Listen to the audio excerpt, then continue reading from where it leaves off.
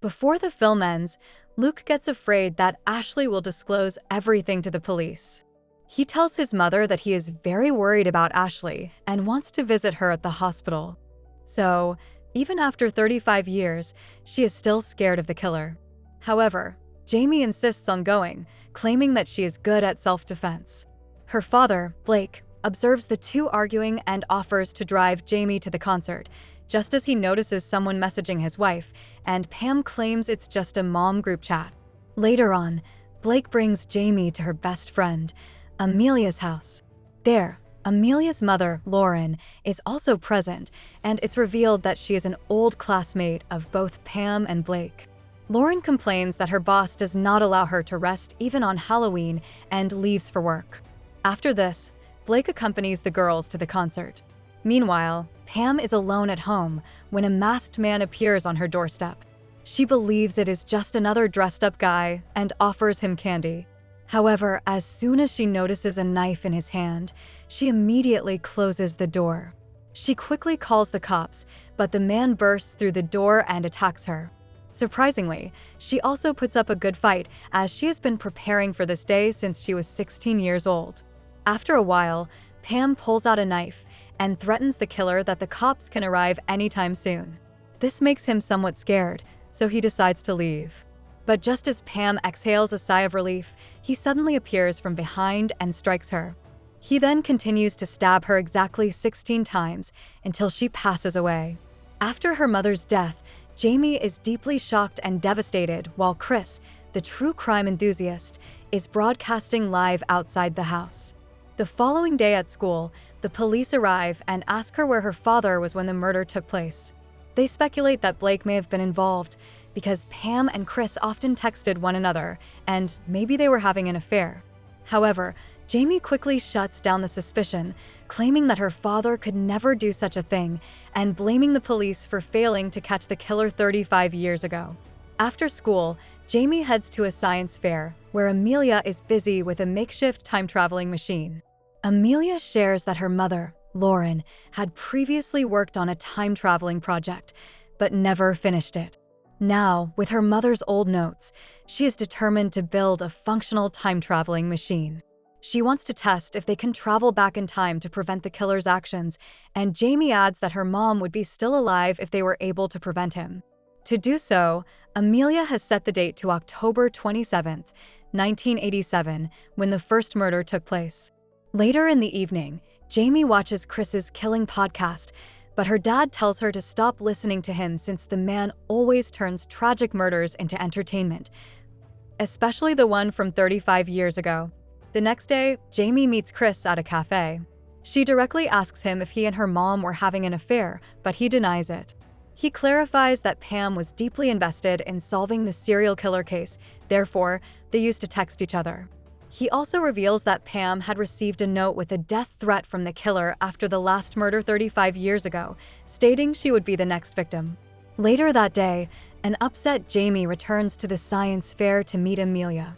But then all of a sudden, the killer shows up and starts attacking Jamie, but the girl manages to run and hide. In an attempt to save herself, she accidentally enters the time machine, aka the photo booth, and she tries to turn it on. Unfortunately, the killer follows her, and when he tries to stab her, he accidentally plunges the knife into the photo booth stall's control panel. This generates extra electricity, which instantly activates the time machine. Luckily, before the killer can get her, the machine works and Jamie is transported to 1987, exactly to the day of the first murder. Initially, she is a bit freaked out to realizes that she is in fact in 35 years ago, but when she realizes that she can save her mother, she becomes determined to stop the killing spree. Following this, Jamie places an out-of-order sign on the time machine booth and approaches a random woman nearby. She inquires about her mother, Pam, and the woman informs her that she is at school. Without wasting time, Jamie heads to the town school where her mother was a student. There, she introduces herself as an exchange student from Canada and immediately gets admission by the lazy clerk. Later, in gym class, Jamie is shocked to see the three girls who were murdered: Tiffany, Marisa, and Heather. When the training starts, She struggles to look for her teenage mom, and to her surprise, her patient mother that we saw at the beginning of the film is very different from what she imagined.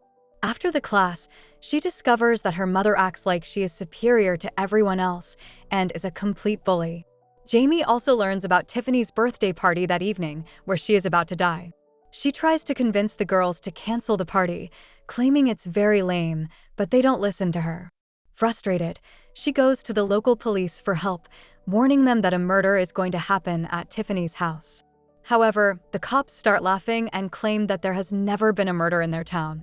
With no other option, Jamie starts searching around the school and asks the lazy clerk about Amelia's mother, Lauren. She then enters Amelia's mother class and finds Lauren there, even though she's a bit confused by Jamie. After she finds her, Jamie tells her about the time machine that her daughter will invent in the future and explains the entire situation. She also informs Lauren about the upcoming murders and the details from her notebook. Surprisingly, Lauren believes her because no one else knows about the secret notebook and her plan to build a time machine. Jamie adds that she wants to stop the killer from killing people, including her mother, and that the only way for her to return to the future is with Wi-Fi. Since it doesn't exist in 1987, she needs Lauren's expertise to find an alternative solution. The scene then shifts to 2023, where we see Blake frantically searching for Jamie and talking to the police.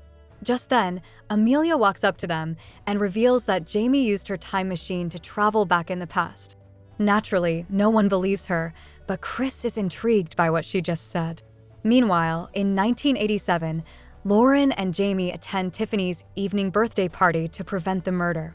At the party, Jamie meets a teenager named Doug, who always got bullied and would later end up as her principal. There, Jamie notices an attractive guy and is immediately smitten. However, she is shocked when she discovers that the guy is none other than her father, Blake. She also learns that Tiffany and Blake are in a relationship, and her parents, Blake and Pam, haven't started dating yet. After that, she tries her best to keep the three girls safe, but they don't seem to want her help and just keep making fun of her. Moments later, Tiffany takes a boy upstairs for some fun. However, she quickly goes to the bathroom for a while, but when she returns, the guy is gone. She hears sounds coming from the closet and decides to wait for the boy to come out. All of a sudden, the killer comes from the closet and walks towards her before brutally stabbing her. During the loud music party, Jamie frantically continues to look for Tiffany to keep her safe. Unfortunately, she finds her a little late, as her dead body is soon discovered in her parents' bedroom. Although terrified, Jamie realizes that she can change things in the past. Tiffany was found dead in the garage in the regular timeline, but now, in this altered timeline, she is found in her parents' bedroom. Afterwards, Jamie and Lauren walk Pam home because they don't want her to be alone with a killer on the loose. When Pam asks her how she knew about the murder, Jamie claims she's psychic, and that's how she predicts who will be killed. The three then decide to stay together for the night, and Jamie asks Pam if she knows anyone who might hate them enough to kill them. In response, Pam admits that many people could be the killer because she and her friends have bullied a lot of people. Back in 2023, we find Amelia working on her time machine, determined to figure it out and bring Jamie back. Suddenly, Chris arrives and shows his interest in checking out the time machine. As they talk, Chris suddenly realizes that he has been remembering the information incorrectly. The brutal murder of Tiffany had actually taken place in the bedroom, not the garage as he initially thought. It turns out that Jamie's actions in the past are causing a ripple effect in the time continuum. Finally, Amelia and Chris look at a picture from 1987 and notice that Jamie has indeed traveled back in time. Back in the past, Jamie tries to prevent the group from going to the cabin where the next murder will take place. She convinces Marissa that they should go to the city instead. Hearing this, Marissa says they can go to her parents' condo instead, and Jamie agrees. The teacher then assigns Jamie to partner up with the odd, frequently bullied boy named Damon, and she notices the strange drawings in Damon's notebook. Afterwards, Marissa and the girls pick Jamie up and are on their way to Marissa's parents' condo. But when they arrive there, Jamie is horrified to see that it's not a condo, but the very same creepy-ass cabin in the woods where Marissa died. Jamie tries desperately to persuade them to leave, but the other guys show up, and they decide to party at the cabin. Worried, Jamie tries to lay down some safety rules inside the cabin, but no one pays any attention to her. Later that evening, one of the guys calls Jamie a party pooper and locks her out of the cabin. Desperate to get in, she searches for a way when she stumbles upon a window. Peering inside, she witnesses Heather, one of the 3 victims, lying on the bed unconscious. In the meantime, Marissa and the other guy decide to spend some time outside. It is then revealed that the killer is already waiting inside the cabin. He emerges out of the closet and slowly approaches Heather while turning on the radio loudly. Heather wakes up just in time to escape the room, but the killer catches up, throws her down the stairs, and moves to murder her. This changes the order of deaths, and instead of Marissa, it's Heather who dies. The other friends band together to stop the killer, but they are also beaten by him, despite their survival. After the killer runs out of the house and leaves them alone, the teens head to the police station to report the murder. Jamie tries to help by giving them the killer's blood for DNA testing, but the cops don't even know what DNA is. At school, Jamie talks to Damon, and it is revealed that he's just a normal nerdy boy who has nothing to do with the killer, and then Doug shows up and tells them to get inside the class. After the incident, the entire gang and Jamie begin planning how to catch the killer. They decide to use Marissa as bait, since Jamie is aware that she's the final person to be murdered in 1987. However, this time, they will be ready to capture him the moment he appears. On the other hand, Lauren needs enough force to power the time machine. She will work on turning a popular attraction into a makeshift time machine for Jamie to travel forward, while in the present day, Chris helps Amelia fix their machine. The movie then cuts to Halloween night, where Marissa strolls through the amusement park while the killer discreetly follows her. She enters a haunted house building where the rest of the group is anxiously waiting for the killer to appear. Soon enough, the killer arrives, leading to a confrontation with Jamie and the others. They all huddle in one room, where the gang has a hard time fighting the killer before Jamie finally manages to stab him. Just when the killer is about to stab Jamie, one of her friends sneaks up from behind and fatally stabs him. They then unmask the killer, who turns out to be their own classmate, Doug. It is then revealed that a year ago, a student named Trish tragically died in a car accident. Shockingly, the bullies, including Tiffany, Marissa, and Heather, were responsible for her death. They had nicknamed her Fat Trish due to her physique. One evening, the 3 girls invited Trish for a sleepover at Tiffany's house and planned to get her drunk to make her talk about her rumored affair with their coach. They continued to push her to drink more, even when she began to cry and was clearly upset by the whole situation. Eventually, Trish left the house in a drunken state and ended up getting into a car accident. However, unknown to the girls, Trish was in a relationship with Doug, who was left devastated. So, in order to avenge his love, he put on a mask and started killing the bullies. Hearing all this, Jamie hates her mother, Pam, for being so mean, but Pam explains that she wasn't at the sleepover because she fought with Tiffany. She claims she would never do something so terrible, and Marissa verifies that Pam was not involved in this. So, Jamie is now confused about why Doug the killer would leave Pam a threatening note and eventually kill her in 2023. But before they can process this, the second killer appears behind Marissa and murders her.